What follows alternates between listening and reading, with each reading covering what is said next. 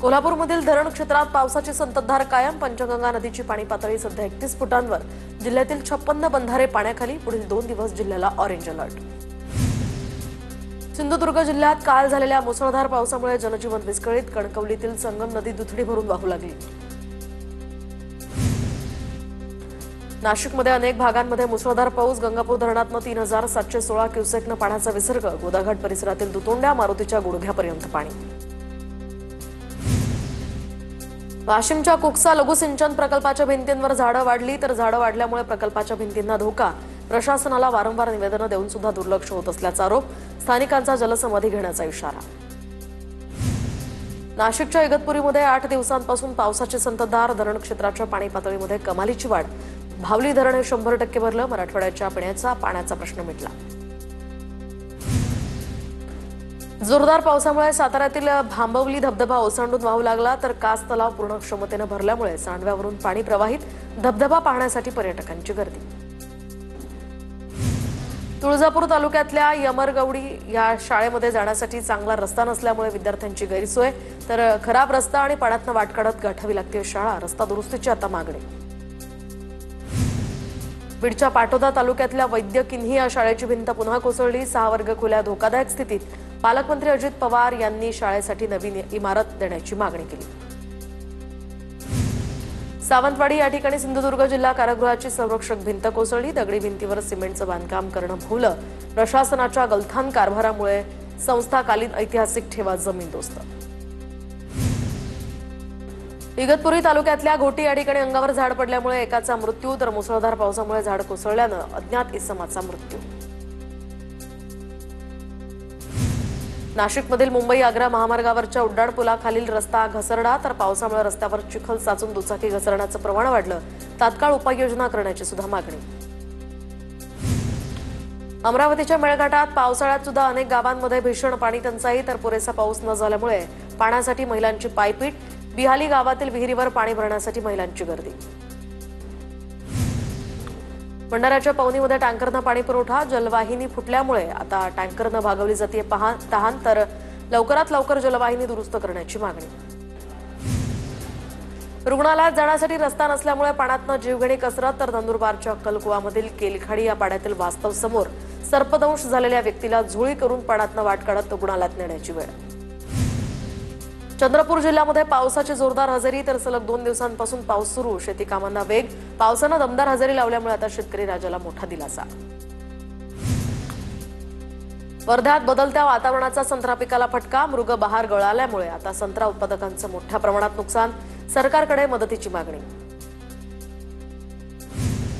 डाळिंबाला चांगला दर मिळत असल्यामुळे धाराशिव जिल्ह्यातील शेतकरी आनंदी तर डाळिंबाला मार्केटमध्ये 250 रुपयांचा सध्या दर। लातूरच्या हाडोळतीमध्ये वृद्ध शेतकरी दाम्पत्य अद्यापही मदतीपासून वंचितच। कृषी मंत्री वाणेकराव कोकाटेंच्या आश्वासनानंतर 3 दिवस उलटून सुद्धा त्यांना मदत मिळाली नाही। दरम्यान प्रशासनाकडे आता दखल घेण्याची मागणी। लातूरमधील वृद्ध शेतकरी दाम्पत्याला तेलंगणामधील रघु अरिकपुडी सेवा ट्रस्टकडून 1 लाख रुपयांची मदत। लाख रुपये घेऊन या ठिकाणी शेतीची अवजारं खरेदी करावी। ट्रस्टच्या प्रतिनिधींची प्रतिक्रिया। गोंदिया जिल्ह्यामध्ये पावसाचा जोर। शेतकरी पेरणी आणि भात रोवणीच्या कामात व्यस्त। सिंचन असलेल्या शेतकऱ्यांनी आधीच पेरणी केली।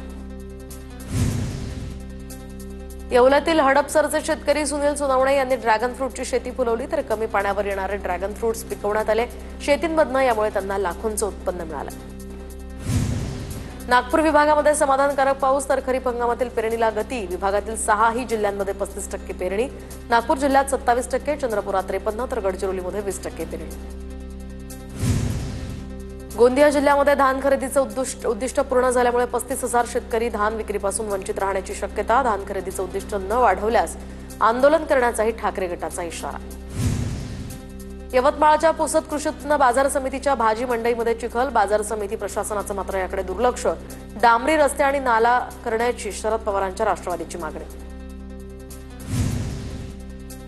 शक्तीपीठ महामार्गाविरोधात महाविकास आघाडीचे नेते विठ्ठलाला साकडं घालणार तर महामार्ग रद्द करण्याला सरकारला यासाठी सुदबुद्धी दे असं साकडं घालणार। काँग्रेस नेते सतेज पाटील राजू शेट्टी पंढरपूरला यासाठी रवाना।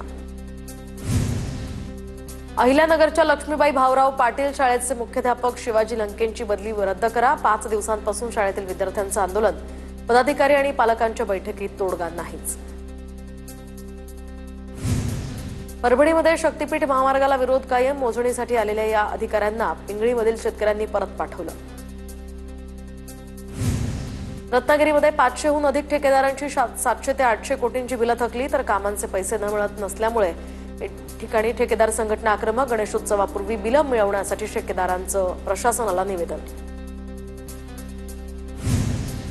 सोलापुरात एनटीपीसी प्रकल्पग्रस्त शेतकऱ्याची आत्महत्या, संतप्त ग्रामस्थांकडून राष्ट्रीय औष्णिक ऊर्जा प्रकल्पाच्या गेटवर शेतकऱ्याचा मृतदेह ठेवून ठिय्या, तर जमिनीचा वाढीव मोबदला आणि नोकरीची सुद्धा हमी देण्यात यावी यासाठी मागणी, शेतकऱ्यांना उचललं टोकाचं पाऊल।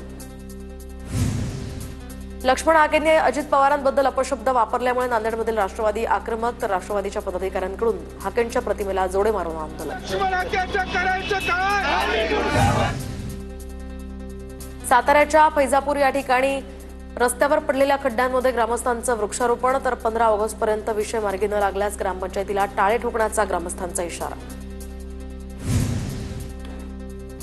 खासदार धैर्यशील माने बेळगावात सीमाप्रश्नी तज्ज्ञ समितीच्या अध्यक्षपदी, तर महाराष्ट्र सरकारकडून मानेंच्या नियुक्तीसंदर्भात प्रसिद्धीपत्रक जारी। बेळगाव सीमाप्रश्नी लतज्ञ या समितीमध्ये 7 जणांचा समावेश। भंडारा जिल्ह्यामध्ये मोहाडी तालुक्यात शेतकऱ्यांचं आमरण उपोषण, तर 12 ते 16 तास कृषी विभागाकडून या ठिकाणी वीज पुरवठा मिळावा या मागणीसाठी करडी वीज वितरण कार्यालयासमोर उपोषण। प्रश्न मार्गी लागेपर्यंत उपोषण सुरूच ठेवण्याची ही भूमिका। रत्नागिरीच्या लांजा नगरपंचायतीच्या हद्दीतील अतिक्रमणांवर कारवाई, पोलीस बंदोबस्तात करण्यात आली तोडक कारवाई, तर काल दिवसभरात 12 अतिक्रमणं जमीनदोस्त। सांगलीच्या देवराष्ट्रे गावातील अनधिकृत पानटपऱ्या बंद करण्याची मागणी, गळ्यामध्ये गुटख्याच्या माळा घालून मनसेनं कडेगाव पंचायत समितीसमोर दिलं निवेदन, तर तीव्र आंदोलन छेडण्याचाही इशारा।